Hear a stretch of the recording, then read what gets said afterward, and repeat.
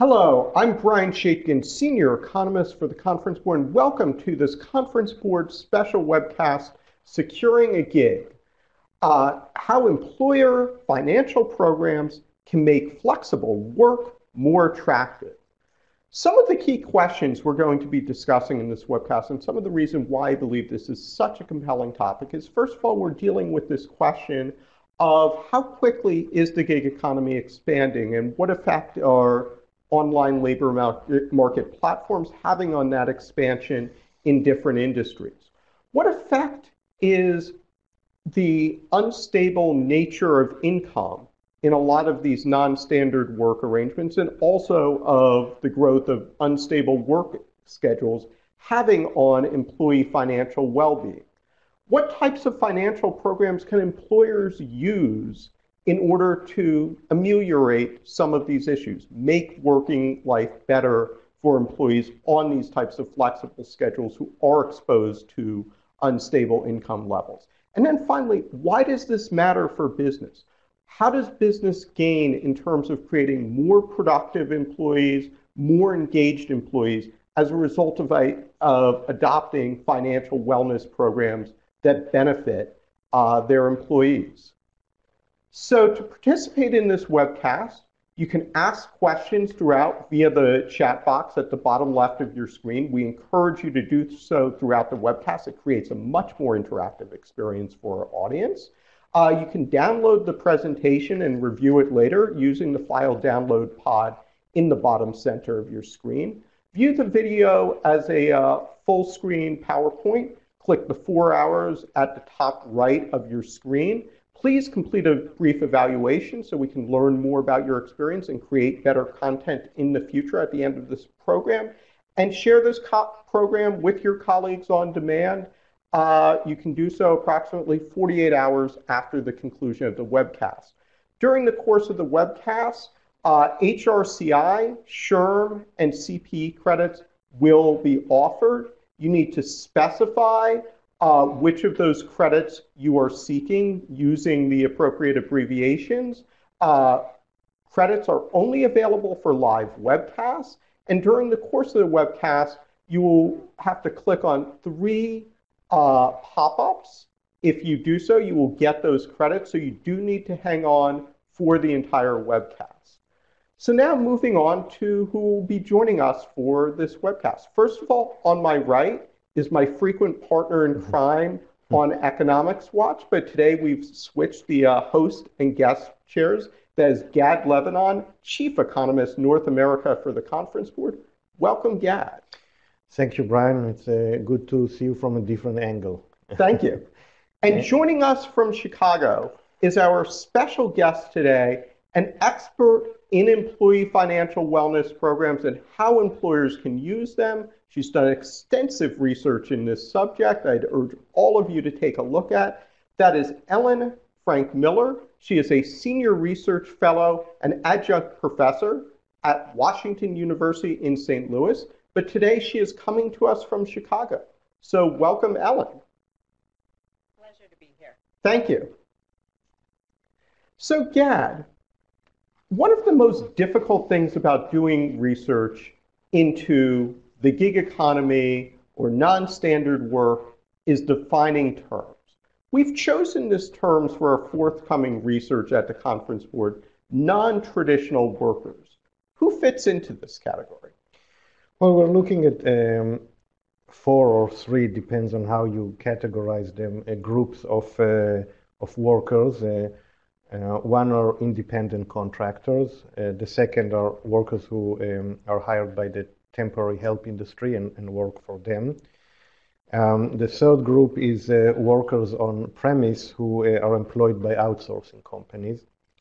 And the fourth group, which one could argue belongs in the first group, are workers employed through the new labor market platforms, the online ones like Uber and Upwork, which are kind of independent contractors but have some unique features to them. So that's the population that we are interested in.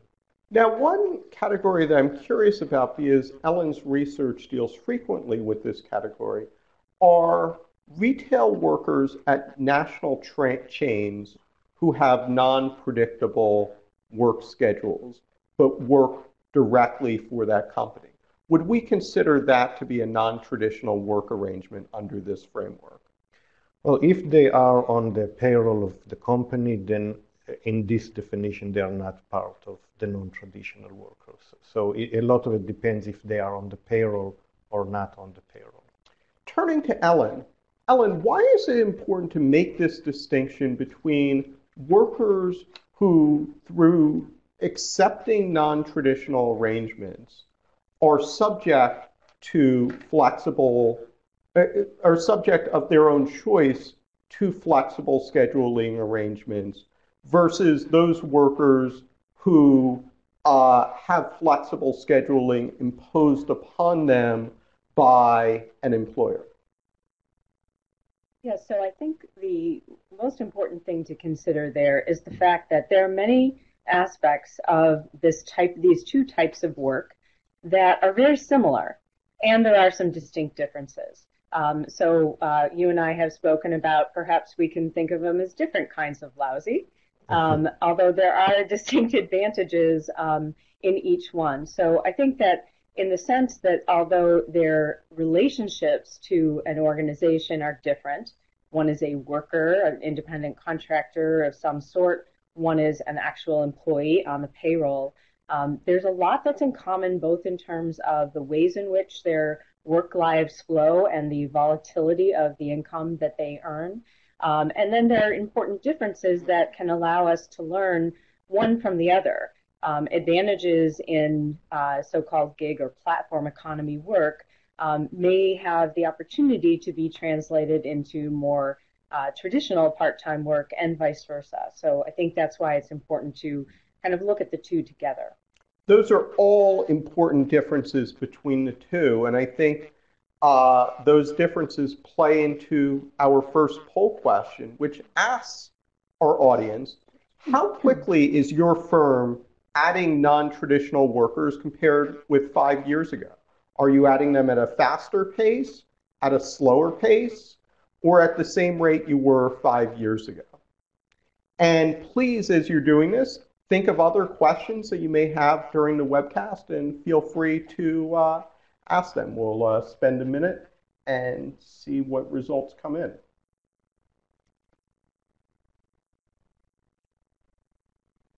So far, it seems like most firms are indeed adding workers, the non-standard workers, at a faster rate than they were 5 years ago. Gad, any initial reactions to those numbers?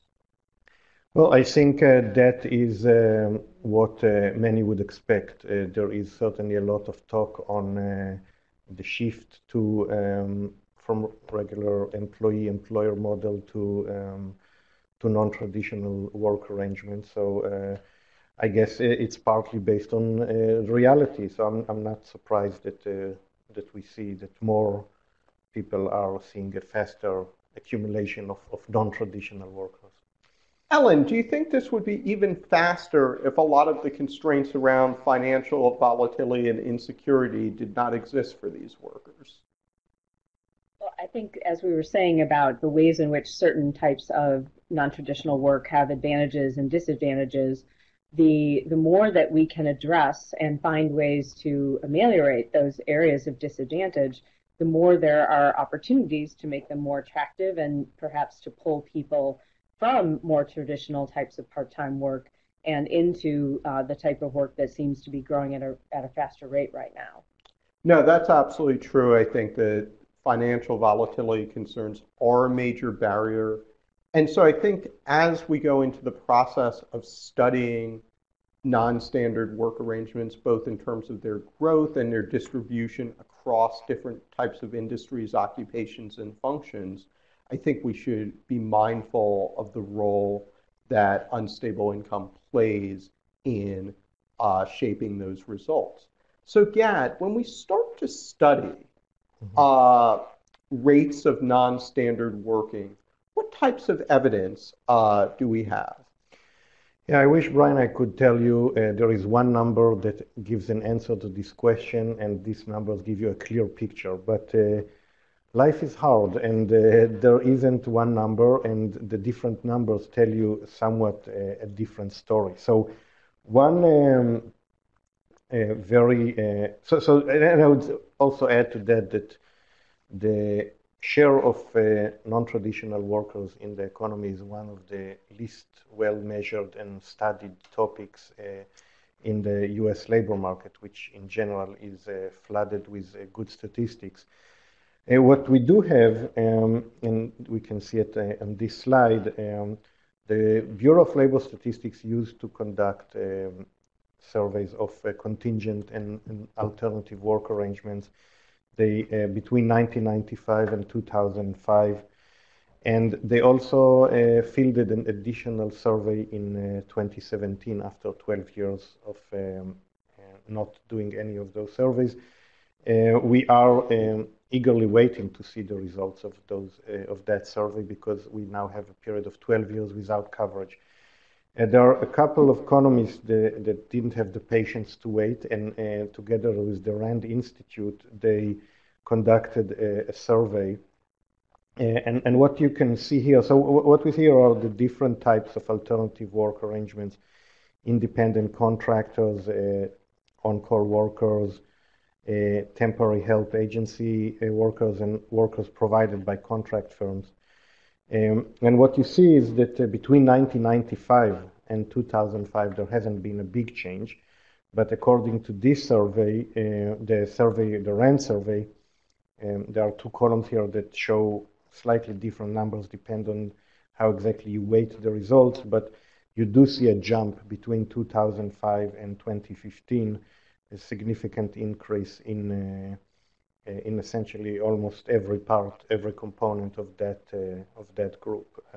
So that created a lot of noise, this survey, when it came out.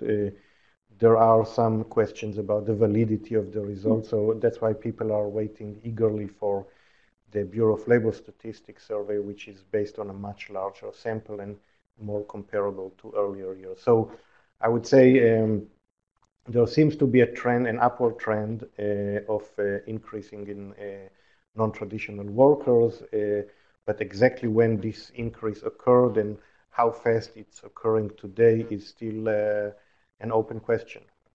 Right, and I think that's one of the key things about thinking about these BLS modules, that they are only occurring every 10 years. But fortunately, we do have some measures that provide information about what's been happening year by year by year. And one of those measures is non-employer business data provided by the Census Bureau. Gad, could you tell us a little bit about what these data are and what they're telling us about the rate of growth of non-standard work?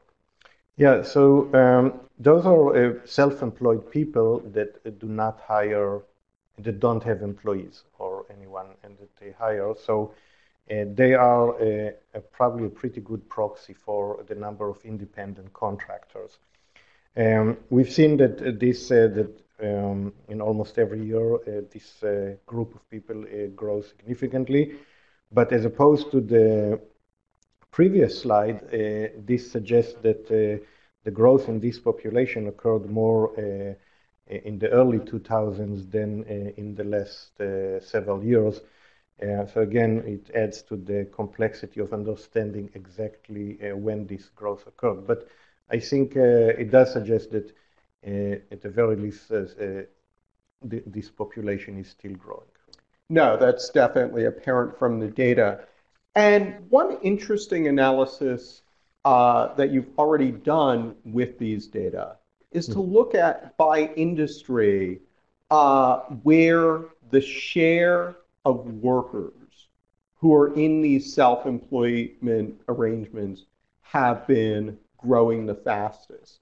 Could you tell us which industries have seen the most growth in non-employer data and non-employer business arrangements, and why that might be the case?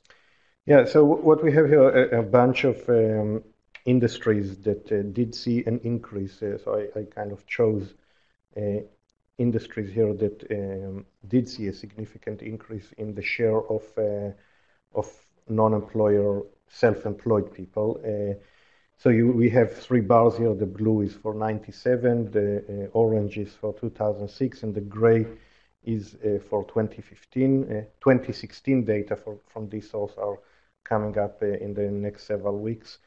So we see that there has been in those industries compared to 1997 a significant increase in most of those industries in the share of independent contractors, if we use it as a proxy.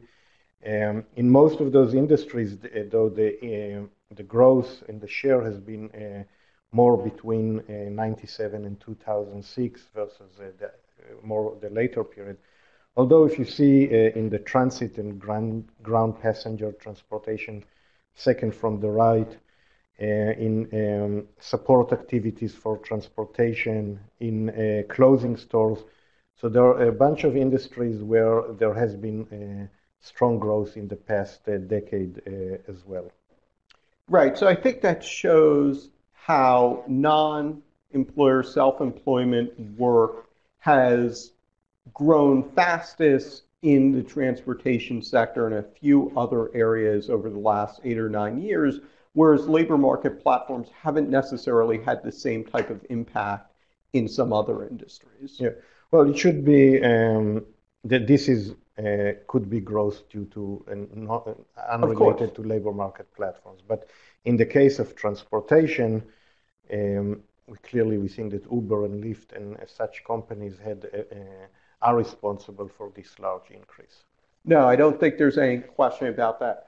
One question we have from our audience, and again, I'd encourage questions from the audience throughout this webcast, I think dovetails perfectly with this slide, is a question about how tightening labor markets are influencing the rate of uptake of non-standard work. Mm-hmm. And what I think you could see in this chart is that temporary help industry share growth has slowed over the last few years. Gad, what do you attribute that to? Well, the temp help is kind of a strange bird in the sense because there, when you have a recession and labor markets weaken, you use less of them. In many other types of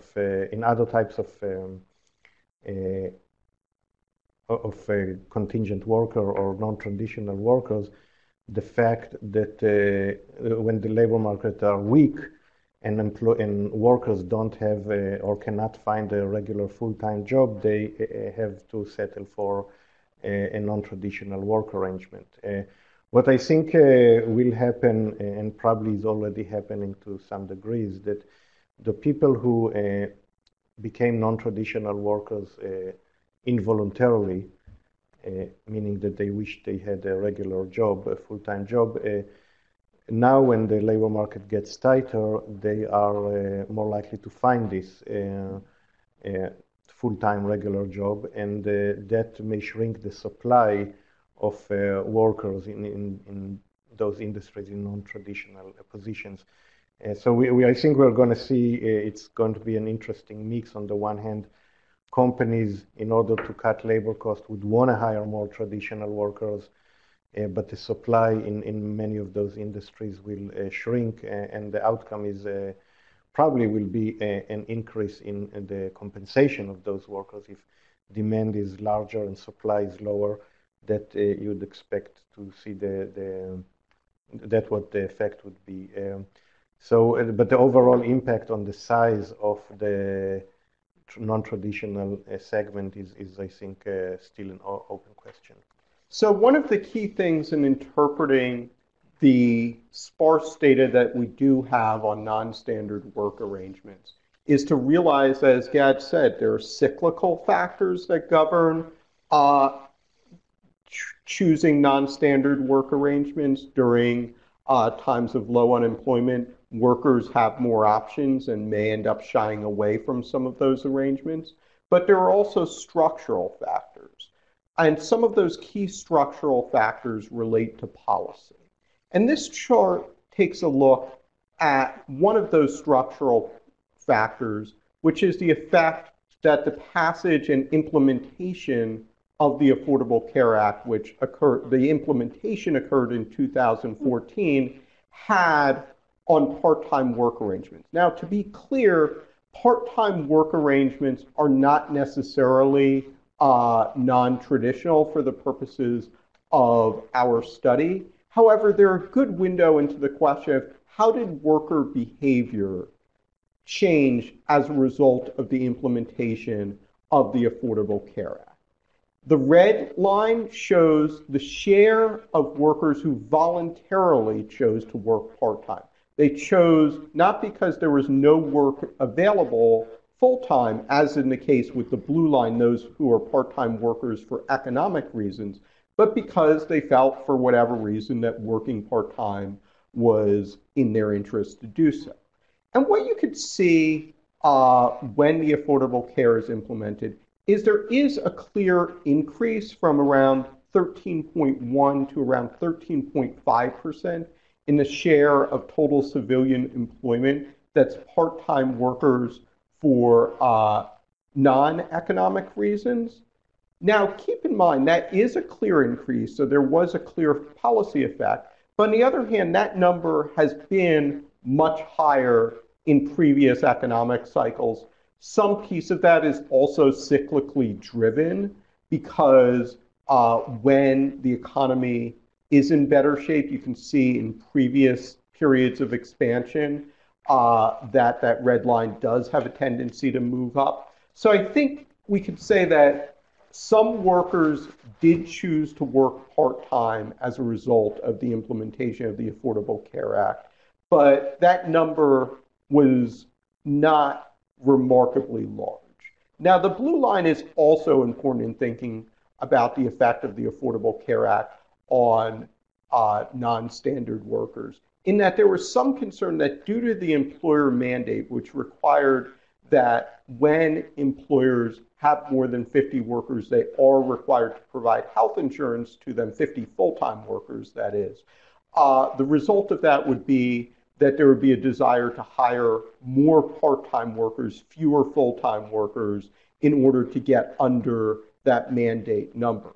Given that the number of part-time workers, the share of part-time workers for economic reasons has continued declining throughout this period of expansion, there's little evidence that that has had all that much of an effect.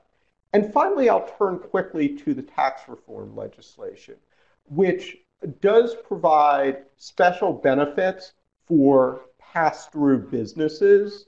And the result of that is that high-income professionals, in many cases, are incented to perhaps no longer be employees for the company that they work for, but instead become contractors, form their own non-employee businesses, and join those Census Department statistics that we were talking about earlier. It's impossible, given how new the Tax Cut and Jobs Act is, to have any idea how frequently this is occurring and how much of a factor this will be in terms of non-standard work growth. We'll see, and we'll have to track data to learn more about it, but I think it is something that bears watching. Gad, what are some other factors beyond policy that cause non-standard, non-traditional work arrangements to grow more quickly or more slowly? Yeah, so those are, in this slide, we see some of the factors. At this point, we're just starting our study, so it's very hard. And I'm not sure even at the end of the study we'll be able to quantify each of those factors, but those are some of the things that are likely to impact the shift towards non-traditional work. One is this long-run trend of removal from payroll of non-core functions. So that's been going on for several decades. It could be that in some companies it's been already exhausted. In some companies it's still taking place. So I think the degree to how mature this process is will determine the future trends. I think probably the most discussed and topic, and the reason why a lot of people are expecting a very large increase in the share of non-traditional work are the emergence of online labor market platforms like Uber and Upwork. Those are, it's still outside of transportation, those are still very small scale operations in the grand scheme of global labor markets.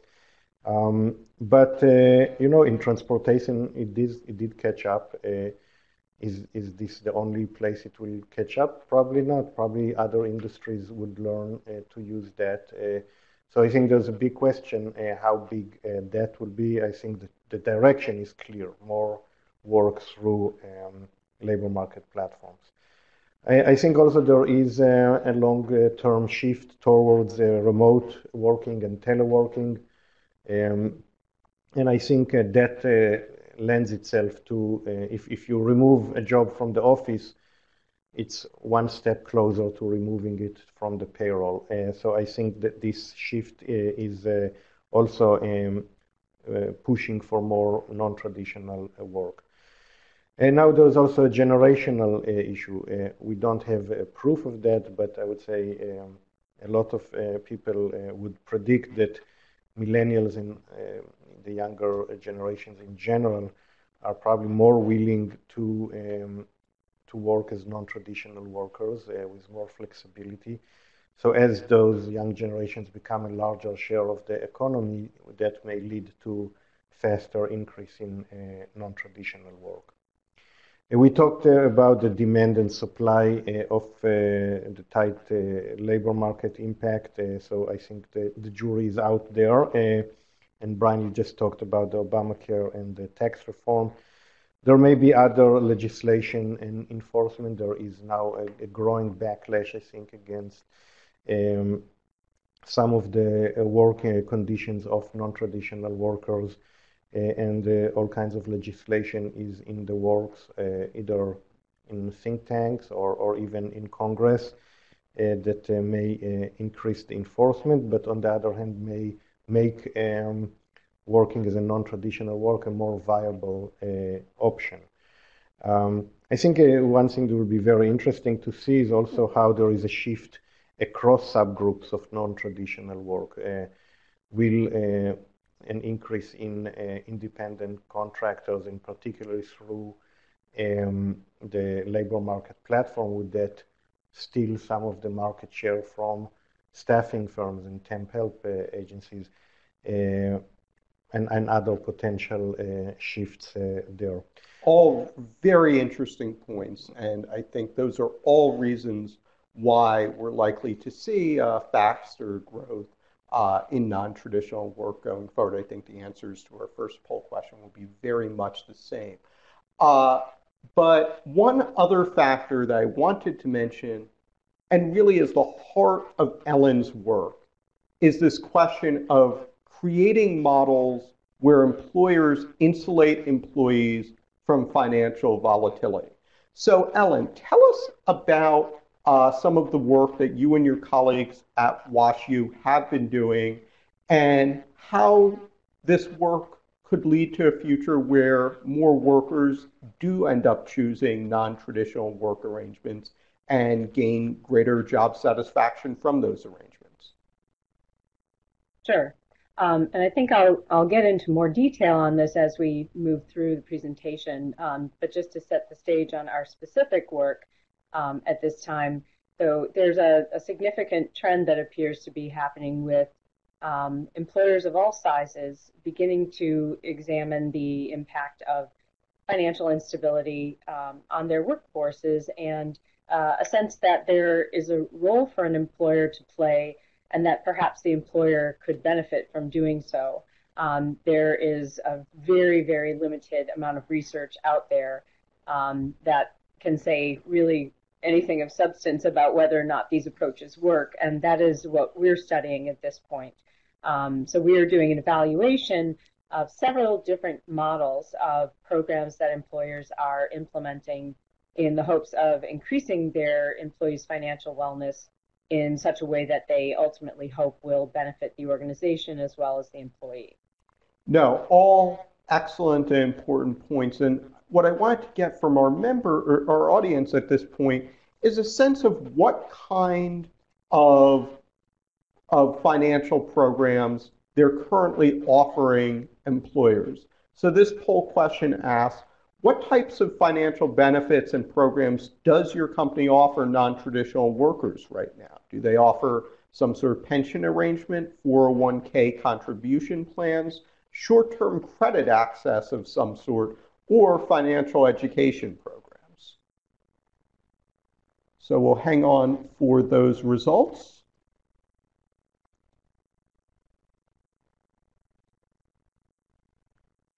And so I think some of our audience members are correctly specifying that there should have been a none of the above option here. Point taken, and I think this gets to the heart of Ellen's work. Ellen, why do you think it is that so few of our member companies are offering financial wellness programs that fit any of these descriptions so far? Well, the field is very new, and we joke in our department that every time we wake up in the morning, there are, a dozen new service providers, which, supply demand would indicate to us that this is an area with great potential growth, but it's still very new in terms of organizations implementing some of the more, I would say, innovative financial wellness programs. I think it's very common to see retirement programs of all sorts, including 401k programs. We asked here also about pensions, which I'm not surprised that we don't have any of those. That's a really decreasing trend. Short-term credit access is also a type of program that we are studying that is, I think, very, very new, although some organizations have informally taken that approach in the past. And financial education programs, in some of the research we've done, employers tend to define that in pretty broad ways.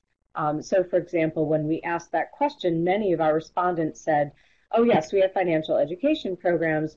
Our 401k provider will come out and do a presentation and then offer to speak to employees about investing for themselves personally, which is certainly one type of financial education.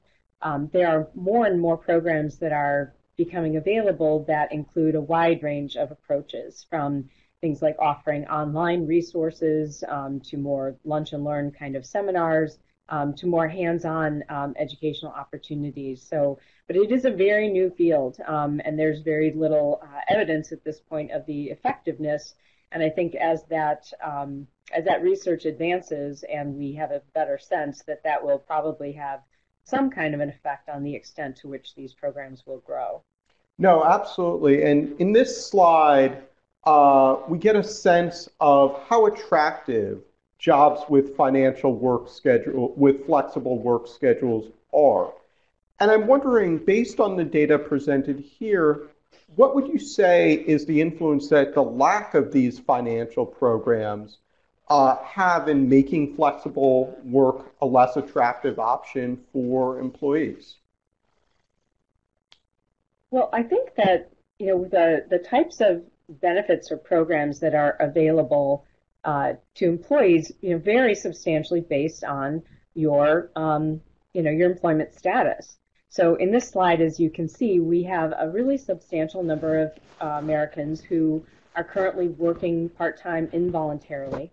And in this brand new economy, we have a substantial number of folks who, if you can see at the bottom of that chart, they are doing non-traditional work out of necessity.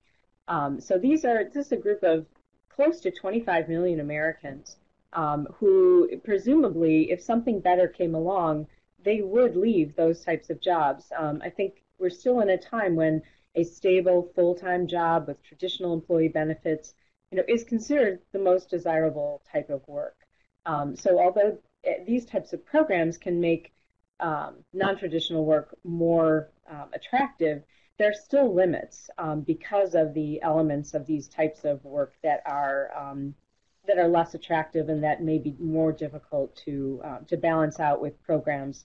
But perhaps, and I'll talk about this a little bit later, some employers that are beginning to experiment with changing actual business practices and the ways in which they organize their work those may be more effective, more promising in the long run. But we'll talk about that later.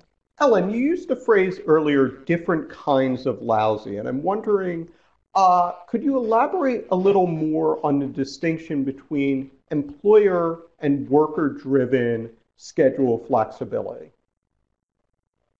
Sure, absolutely. So in our field, we look at these two types of flexibility based on where is the impetus coming from. And employer-driven flexibility has really dominated the landscape for many, many years now. We have seen a trend among traditional employers of shifting what used to be stable full-time jobs into becoming more part-time and generally very de-skilled jobs. And that is really driven by the need to reduce costs and to find ways to basically reduce labor costs specifically. In the retail sector, an advance that has happened recently is schedule optimization software. So in the past, managers would sit down and say, I have 150 hours this week to allocate to my workers, and I need to think about when my customers will be in the store and how many workers I need. And then they would work within that 150 hours and with what they knew about their employees' preferences, et cetera. More and more, that process has become automated, which one could hypothesize may perhaps reduce the need for certain positions in a store. And those optimization softwares are very good at enabling employees to say, these are days during which I cannot work, or shifts during which I cannot work. Where employees don't seem to have many opportunities with this kind of automated process is to say, and here's where I really, really want to work. So that type of employer-driven flexibility gives the company a chance to say, I want to bring more people in here, fewer people here, and it's entirely driven by, quote unquote, the business need, without much regard to the employee need, which one can argue is not far away from the business need. Another practice which we have seen some progress in it declining in recent times is called on-call scheduling. So this is a situation where an employee is given a work schedule. They are told, here are the hours you're tentatively going to work, and we'll call you maybe 24 hours in advance and let you know whether or not you will actually be working at that time. So I think many of us can think about what that would be like to live a life where up until a day before you don't know whether or not you'll be working, both in terms of managing one's own time, but also in terms of managing one's income. If you don't work, you don't get paid. And these practices then are also associated with schedules being posted on very short notice. So folks, for example, who work in a grocery store near me, I can never resist talking to people about their work. They get their schedules on the Sunday before the work week begins. So in that type of a case, you have an employer saying, I want to wait till the last possible minute to post my schedules because I want to get the best possible estimate of when my customers will be in the store and the staffing I'll need. And then I will push that uncertainty onto my employees and say, at the last minute, here's when I need you to work.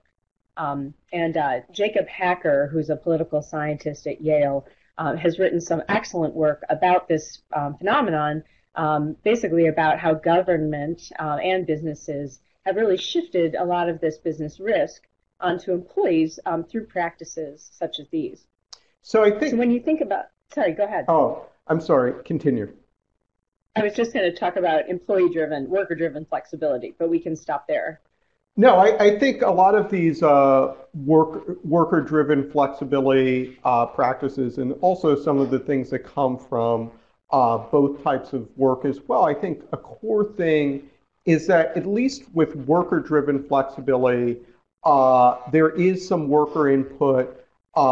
They are choosing some of these downside risks, low wages, income volatility, fewer employee benefits. And I think, Ellen, this point about income volatility and the reality of what employees are facing is made particularly well by this chart. Could you talk about this chart and how income volatility makes it more difficult for employees to accept these kinds of arrangements? Sure, absolutely. So what you can see here is a chart that shows basically spikes and dips in income, and this is taken from some research by the JP Morgan Chase Institute, who had access to enormous amounts of data from folks who have financial products with them. And you can see this is a pretty dramatic up and down chart. And when we look at it, the ups are happening at about 10% percentage points less frequently than the downs. So what happens here is on a month-to-month basis, the income that I can expect is going to fluctuate. Either one month I'm going to be very flush, and the next month I may be earning less than I anticipate. Now, I think most people, if you got some kind of big extra chunk of cash at the end of the month, you probably wouldn't have a lot of stress about meeting your traditional financial responsibilities.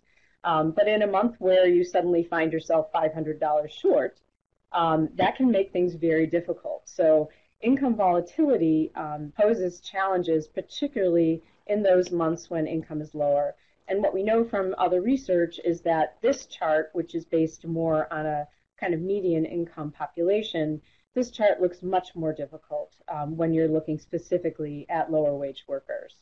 No, absolutely true. And I think another factor that your next chart gets into is this question that not only does income vary among particularly lower income workers, but the need for consumption also varies. Could you talk a little bit about how variations in expenses can also make life more difficult for workers on flexible schedules?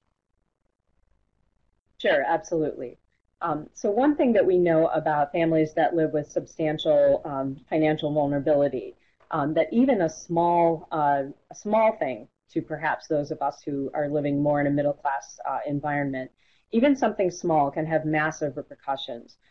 So for example, in a month where income may be low, but an unexpected expense arises, you can see something happen that then spills out into creating even more vulnerability. So as this chart implies, 2/3 of U.S. households, and I think you probably heard this statistic, would have great difficulty handling an unexpected $500 expense. So if we play with that and say, perhaps I am a worker who has one of those dips in my income, so my income is lower than expected, and I also have an unexpected consumption need, so I have a broken down car. My need to repair that car is really, really significant. Not only does it mean that, for example, I may have difficulty getting to the store to get food on the table, but I may have difficulty getting to a job. And given the type of job that lower wage workers tend to have, there's less job security. And if you don't come to work, there may not be that many opportunities for you to do that and still keep your job. So that unpredictability in your income and expenses can ultimately lead to you losing your job, which just worsens the situation. So when we look at income volatility and diversity in terms of consumption need, what are the practical health and other effects that workers experience as a result of these conditions? Sure. So we know that there are certain things that increase and certain things that decrease. And as you can see on the left-hand side, the things that are increasing are not so good. So we do know from research that financial stress and anxiety and depression do increase when financial vulnerability goes up. You also, on the business side, and although this information tends to be less rigorously measured, there is a sense among employers that absenteeism and turnover become a problem as this vulnerability increases. We know that from good research that retirement plan rating for those who have retirement plan balances, that does increase significantly.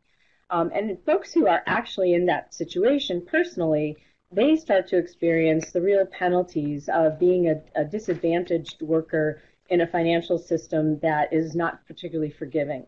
So you start to have, for example, late fees if you have, for example, missed a credit card payment. You start to have overdraft fees if your utility bill hits your checking account and you've had a dip in income and the amount's not there. And overall, as I mentioned, in the situation where someone could even lose a job, we do see increases in poverty associated with this kind of precarity.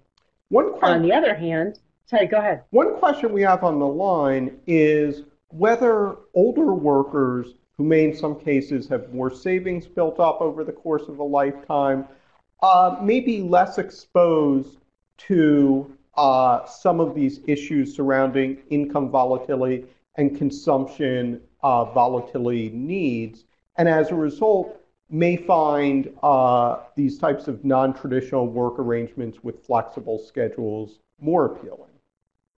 Have you done any research in that regard? I think that's a really good point. I think there is some research, and I think the focus of this past research has really looked at, I would say, older workers who have some level of financial security going into their later years. And I would say that would go beyond just having Social Security, but having some type of other retirement resources, whether that's retirement savings and IRAs, or whether that's perhaps a private pension or public pension. So when you do have folks who perhaps many of their basic needs can be met, but they want additional income, then working in these types of flexible jobs or even in part-time jobs in more standard employment environments can be beneficial. And in some of my previous research, I did notice, I studied department stores both at the very high end of the market and also at the very low end of the market. And in the high-end department stores, I did focus on older workers, many of whom said that they were taking these jobs because they just wanted to get out. They wanted to be around people and they wanted something to do.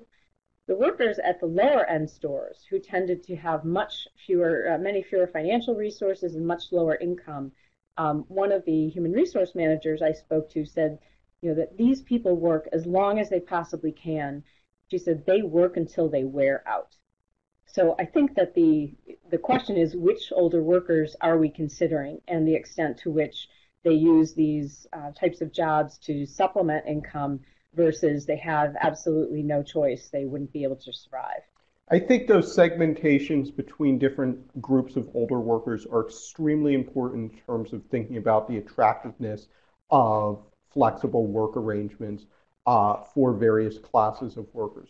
Now I want to get into, we've already described some of the problems with flexible work arrangements and with non-standard work from an employee perspective. But the question is, what can employers do to solve these problems? And Ellen, you've done a tremendous amount of work in this regard. And so I want to spend the last 15 minutes of this webcast going through some of this work. First of all, what are some types of programs related to both advancing wages forward and providing access to credit that firms have used in order to improve working conditions for employees? Sure, absolutely. And being a researcher, I will start by saying that there is really no solid research evidence yet about what really works and what doesn't. We feel this is an urgent priority because if employers are going to invest in programs that cost money, we want to be sure they're investing in what works. So I'm kind of organizing this by looking at some of the employee challenges there in the blue box. And then what are some innovative programs that seem to have the potential to address those issues. So with respect to income volatility, a very exciting advance are what are called fintech solutions. And this is a way in which sort of the existence of old-fashioned payroll systems where employees are paid 2 weeks in arrears are being really challenged by newer technology.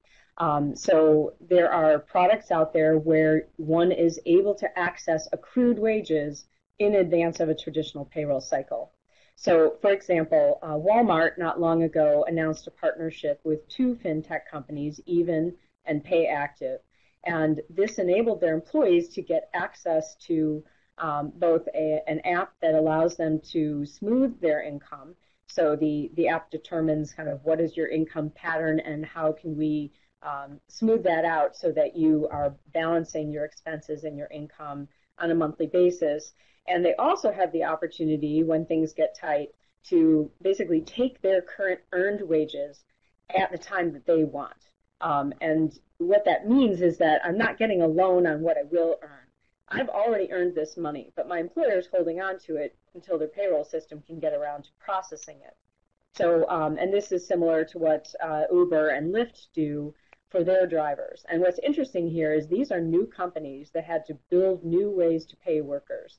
And they built them without a backward look to existing processes. So Uber offers what's called instant pay, and Lyft has a similar one, flex pay. When you are driving, and many of you have taken Uber, you get to the end of your ride, you give a rating, perhaps you give a tip, and then it flashes and says you're done.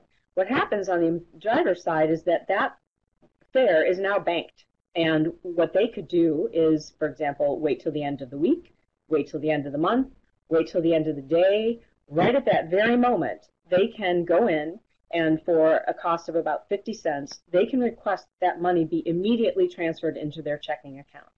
So this access to real-time wages is a way to help employees with income volatility, because they can have the money without waiting for it to happen. And then the other side of that is giving employees access to non-predatory credit. So if you don't have access to that kind of instant pay, or if that's still not enough for you, many lower wage workers are stuck with either asking family and friends for a loan, or perhaps going to predatory lenders. And here I'm speaking about payday loans. For those of you who aren't too familiar, payday lenders, you probably see them on the street. They offer loans with your paycheck being the security, and the interest rates can be enormous, 300, 500, incredible percentages that most of us in the middle class would never in a million years even think of using. But when these are the only alternatives to folks who maybe don't have access to credit cards, that's what ends up happening. And those predatory loans, so you know, they don't build your credit. You take a payday loan and you pay it off on time, perfect payments, nothing happens to your credit report. It doesn't benefit you in any way. You've just paid 300 or 400% on that money. So some employers are starting to use programs that enable them to offer loans, generally smaller dollar loans, to their employees at no cost to the employer and no cost to the employee. There are some kind of legacy programs that exist where employers have either had some kind of charitable fund that they set up, or where their employees fund something where then in an emergency an employee can apply for a loan. But these programs like TrueConnect and Cashable, they create a connection between the employer and a lender. And employees are allowed to get loans without any type of credit checks. It's based on the amount that they earn, which, because they're connected to the employer, they know from payroll. So employees have the opportunity to take a loan. The payments are directly deducted from their paychecks. They have a year to complete the payments. And at the end of that time, that is a credit building loan. That loan goes onto the person's credit report. So those are a couple of things that are out there with regard to income volatility. Now, on the next slide, I think our audience is fairly familiar with some of the financial coaching opportunities that are involved. I wanted to get to, on the next two slides, there is this idea of preferred providers, both in terms of savings opportunities and also healthcare and other benefits. Could you talk a little about those two types of benefits? Sure, absolutely. So in terms of getting access to low barrier to entry savings, for example, Lyft has partnered with an organization called Honest Dollar. And this product allows Lyft employees or workers to divert some of their earnings to a retirement account, which those of us who have a regular paycheck don't think twice about signing up for a 401k plan. So by partnering with this organization, Lyft is able to offer what is kind of an employee benefit without being an employee benefit to their, to their workforce.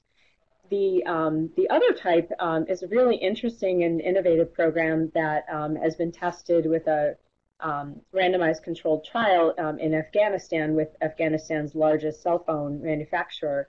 And the way it works is that they have a mobile phone-based savings opportunity where some of them were defaulted into different savings rates. But it all happened through their phone. And these were non-retirement savings. They were going directly from paycheck to savings account. And the behavioral economic model that was used, where it's basically an opt-out as opposed to an opt-in, the findings were really strong about how a program like that could increase savings. And of course, savings will buffer people from all kinds of financial problems that can arise. Absolutely. And I think one of the key things that we're seeing is that there's also these opportunities to provide healthcare services through doctors on demand. We are running a little short on time, so there are two issues I definitely want to cover before the end of the webcast. The first is this question of what types of legislation are being considered that may make non-standard work more palatable for employees. So that's on this slide. And then when you get to the next slide, there's a question of what role can employers play in increasing schedule stability in order to increase employee satisfaction. Sure, absolutely. Gad alluded to this earlier. There are cases in the courts right now, and there was a ruling in November of last year in the UK. And these are challenging this idea of the status of platform economy workers as non-employees, as independent contractors. So there have been organizations that are lobbying for these workers to be considered employees. There have been proposals to create basically a third status. So you're not an employee, you're not an independent contractor, but something in the middle that would allow these workers to be treated somehow differently. And there seems to be some momentum for legislative changes that would affect employee status and all of the attendant factors. There's portable legislation benefits that had come up before, like, for example, Senator Mark Warner has a bill. In these situations, employers would be required to make a contribution to a fund through which these workers would be able to purchase employee benefits, basically. And then additionally, you have kind of like unionization light, where organizations like the Independent Drivers Guild and the Black Car Fund are also creating situations where the companies that are providing work to these people require some kind of fee that would then be used by employees for example, disability insurance. No, absolutely. And all of those measures could potentially make non-standard working a whole lot more attractive. But one other thing that could make non-traditional work more attractive is this idea of increasing scheduling stability. So could you tell us a little bit about how to ease some of the burdens of precarious scheduling and what your work with the GAP has done in that regard? Sure.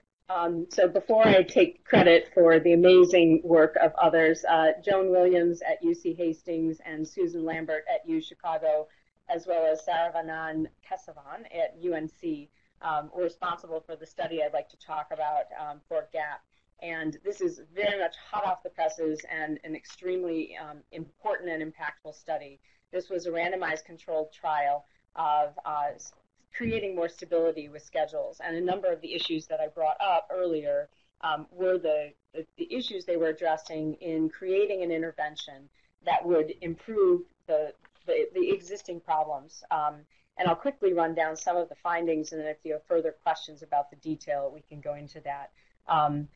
But probably the biggest headline finding was that by moving to these more stable scheduling practices that gave employees more predictability and less volatility in when they would be working, GAP saw an increase in median sales of 7%. Now, anyone who knows retail knows that an increase of 1% to 2% is something to stand up and cheer about. So this was an incredible finding, really dramatic change And because it was an experimental design, we're able to isolate it and say, yes, it was because of these scheduling practices that we saw this change. In addition, they saw that there was a 5% increase in labor productivity as a result of using these scheduling practices. And what's pretty amazing about that is that the employer is doing something about how they do their day-to-day work, and the payoff on the bottom line is very significant. And one of the things that has been a justification for many of these unstable scheduling practices has been, well, we don't know what employee demand will be or customer demand will be like. We're not always sure, so we have to have all this flexibility. Well, in their study, they found that customer demand was not the primary driver of the instability that people were experiencing. And it generally had to do with, again, employer practices, like, for example, not having a good handle on when deliveries would happen, when trucks would need to be unloaded. So this is a really exciting study because it does point to ways in which employers can look at their business practices, the ways in which their operations work, make relatively minor changes to how they do business, and have very significant impacts both for their business and for their workers. And I think, Ellen, that's a fantastic place to close this webcast. Thank you so much for joining us, because I think your point about the fact that increasing schedule stability improves employee wellness also extends to all of the financial programs that you were just describing. It's all about what can employers do to make the life of employees who are on these flexible schedules more palatable. That will lead to more engagement and more productivity. And I think that's the message I take away from your research. So I thank you for sharing that with our audience today. Thank you to Gad, who I think provided an excellent and exciting preview of the work that the Conference Board is going to be doing in terms of non-traditional work arrangements over the next few months. Thanks to our audience. I urge all of you to check out some of these publications and resources that are being promoted on this final slide deck, particularly an upcoming webcast that will feature both Gad and I, Human Capital Watch Labor Market Update. That is May 16th. Please join us for that. Please fill out your surveys so that we can learn more about your experience with our webcast. And so for Brian Shaitkin, for Ellen Frank Miller, Gad Lebanon, I'm Brian Shaitkin in New York. Have a nice afternoon.